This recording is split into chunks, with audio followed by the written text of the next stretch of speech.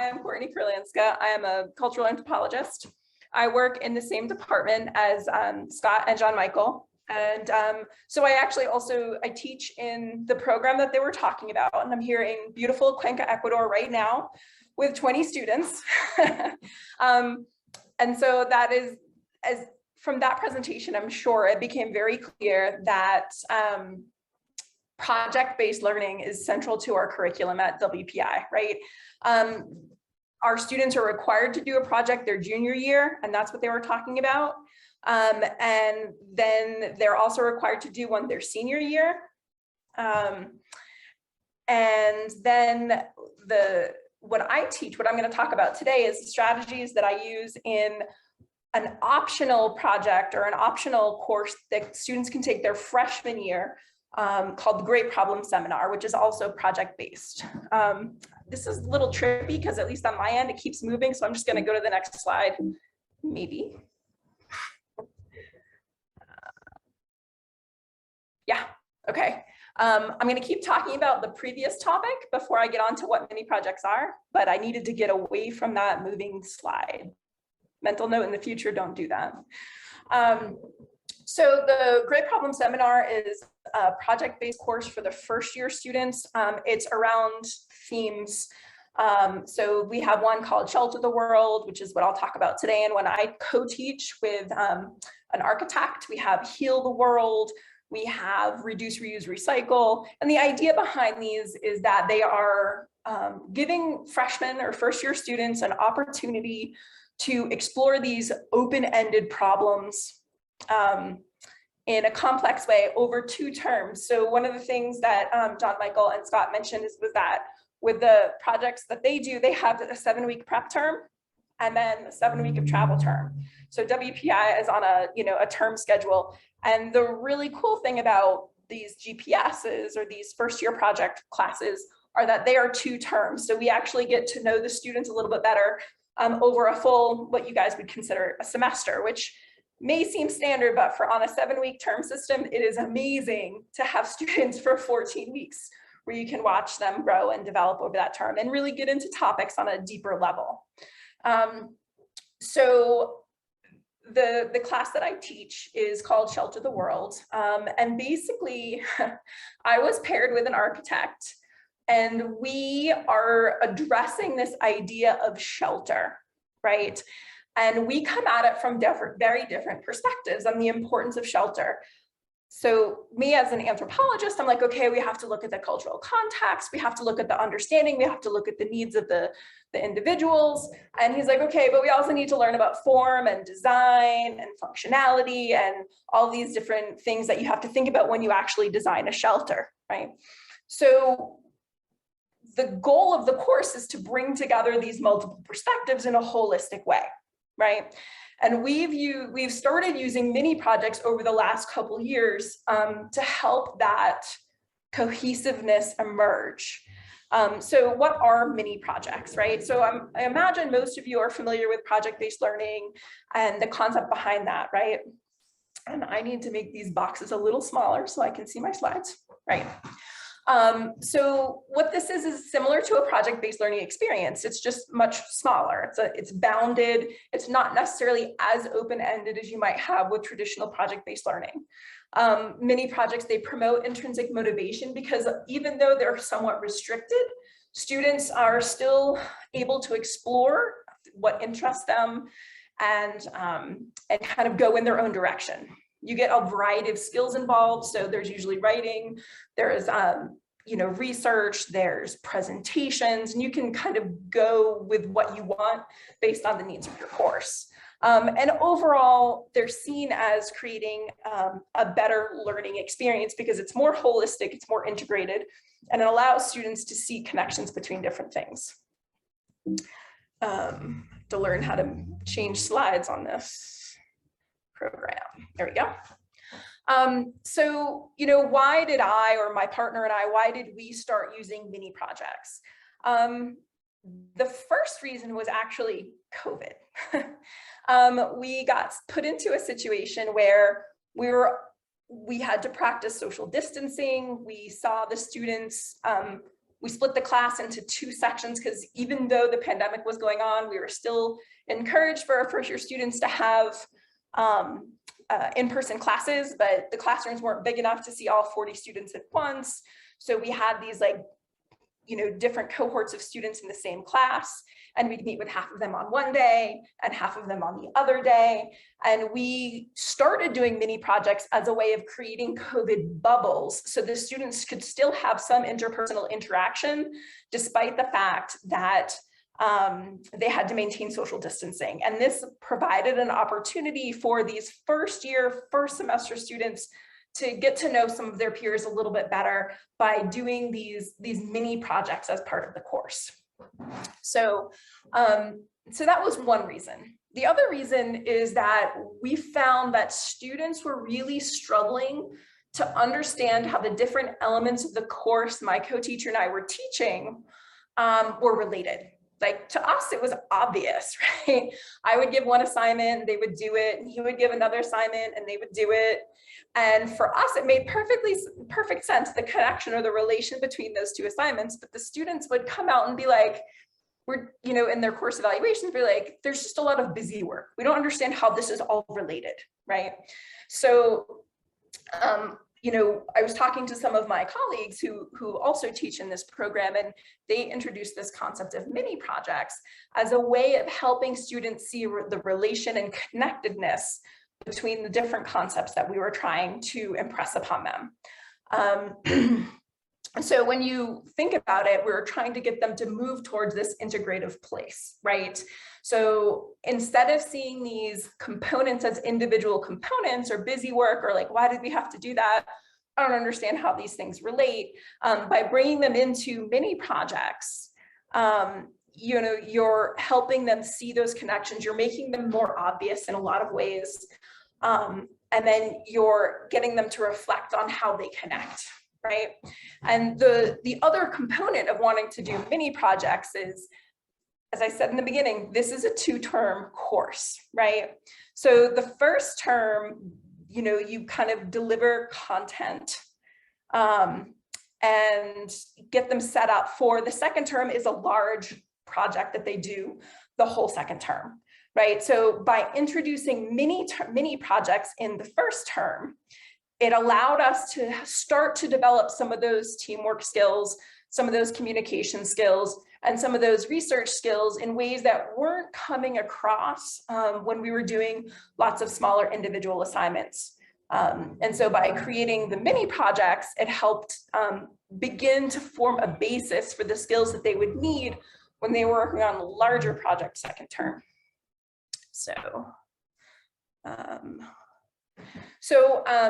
I want to talk about the first mini project in the class, right? So it's after the introductory class, it's a 3-week project that they work on as part of a 7-week term, right? And so all of the in-class activities that we do, the homework assignments, everything that they are doing for those first 3 weeks are scaffolded components of the mini project, right? And then what it does is at the end of the 3 weeks, or in the last of the 3 weeks, the team that they're in has to write a short paper and do a presentation, right? So what we're doing is we took all of the little individual assignments and we adapted and altered them to create this one larger project. And so the components of Mini Project 1 are a case study from that book that was on the last page, right? So they have a case study about a specific design innovation that is rooted in indigenous knowledge, right? They do an in-class design challenge. Well, it technically has 2 parts. It has a homework assignment that's individual. They'll have to do, it's a short reflective piece to prepare them. And then they come to class and they do the design challenge as a team where we give, they have like 30 minutes to plan what they're going to do to address this issue. And then they have, I think, 30 minutes to actually mock up a design on the whiteboards around the classroom. And then we go around and we do a gallery walk so the students can see how all of the other teams address the similar issue, right? So that's the design challenge. They have to research usually more components of the case study. So they'll have to go a little bit more in depth on some of the missing pieces of the case study. And then they add all of those pieces together for a paper and presentation, right? So in the past, the case study had one written assignment associated with it. The design challenge had the homework assignment, and then we had the in-class assignment.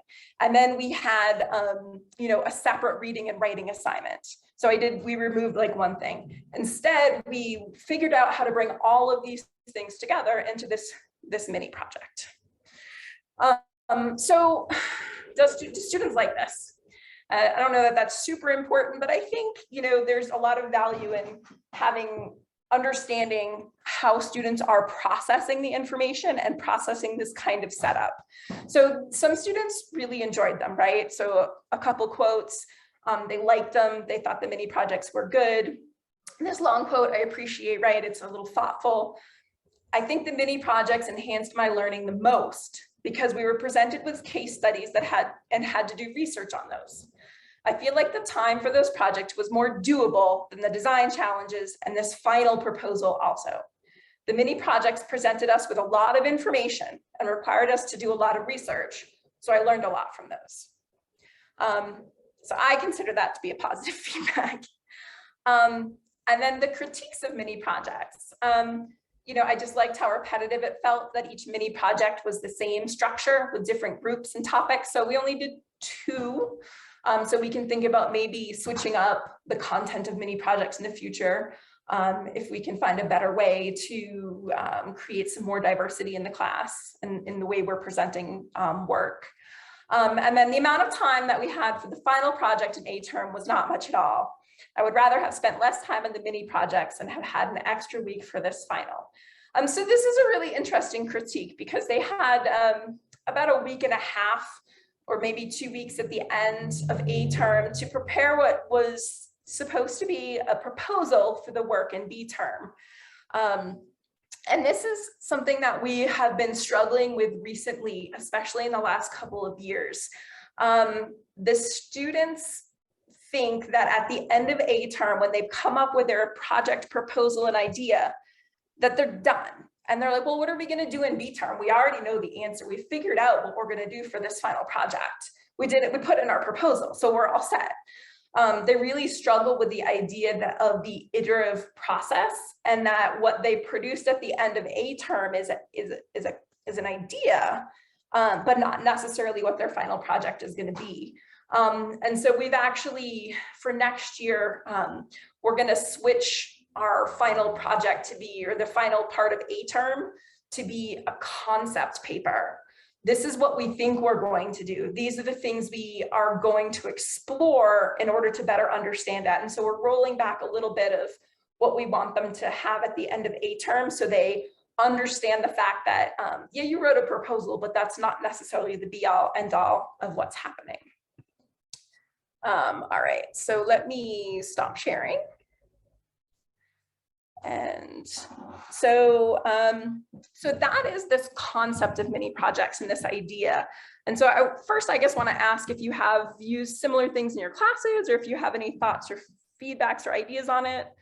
I do have a worksheet in the shared materials folder that can guide you through how you might incorporate mini projects into your own class if it's something that you're interested in.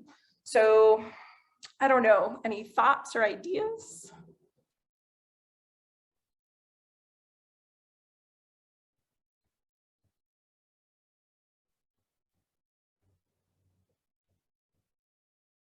Does anybody use mini projects or something equivalent with a different name? There's a comment in the chat from John. Maybe you want to elaborate on that, John? If I can put you on the spot. Oh, just what Courtney was saying at the end, that I've seen this as well, not necessarily in problem-based learning or project-based learning, but that the idea of, oh, by the way, that thing that you finished is actually a step in a whole series of things. So the idea when we make these choices about iterating and scaffolding, I have to remind myself to pull back the curtain and point at the the guy behind the curtain, say, yeah, here's why we're doing this, right? Because I think, maybe there's a larger pedagogical culture where it's like, test is done, that learning is finished, and that it makes sense in a way. But if we're doing something other than that, then I think you're right, Courtney, making that really, really clear and being able to put the students in the picture of why we're making the choices we are. So, yeah. William, did you have a question? Oh, yeah, I guess, well, more of a comment. I mean, I've used problem-based learning or project-based learning of all scopes. I mean, what I find is that as we present at conferences, we almost always present the grandiose problem-based learning projects, or those are the ones that get written up, and yet you can do mini projects like you're talking about, but you can even do them smaller. I've done PBL exercises in 30 minutes. I mean, it doesn't have to be this grandiose thing. And so I wonder if that gets to some of John's comments about iterative process, that oftentimes you can embed PBL or project-based learning within other project-based learning projects, if that makes sense, so that it's several steps, where each step then feeds to the next. And so, okay, today, we're going to work on X, and, eventually we're going to use it for something bigger. But, let's just focus on this, and let's see if we can build it up. I don't know if that helps at all. Yeah, and I'll say, like, with the design challenges that we do, as now incorporated as to part of the larger picture, they're able to bring in either the ideas that they came up with in the design challenge or that their peers came up with, right? Because we go around and we share all of the different ways of addressing the issue that their peers saw. So we really try to bring in this learning component, and then they give feedback on all of the different ideas that their peers had, right? And so we try to instill this iterative component from the beginning. I mean, my friend who's an architect, he's in design, like the whole iterative design process is core and central, and we explain it to the students. It's still a struggle for them to understand it in their own work, right? It's the idea of revision after revision that students struggle with, right? And then are we better able to meet our course learning objectives through these projects than other types of activities? Well, some of our core learning projects are teamwork. So in some of them, yes, I think the content delivery is better in a lot of ways. And I think the idea of one of the other program objectives or course objectives is approach to problems. So I think that by having it in a more holistic form, we're better able to help students recognize that there are various ways to think about problems. Whereas when we had the individual assignments that were much more guided, they took more of a tunnel vision approach. So I do think in some ways, yes.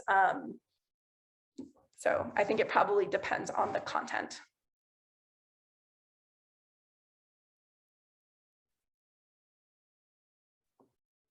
There's one question in the chat from Ben, and maybe we can answer that one. And I think I just got that one, right, Ben? Yep, you got it. Thank you. Yep. Sorry. Then I'm gonna wrap up because you started a few minutes early, so we'll end you a couple minutes early. So thank you so much, Courtney, for sharing this. Again, another like nice little strategy of something you're doing in your classroom. And check out the worksheet if you're interested. It's a process to walk you through how you can add them to your class if you want to.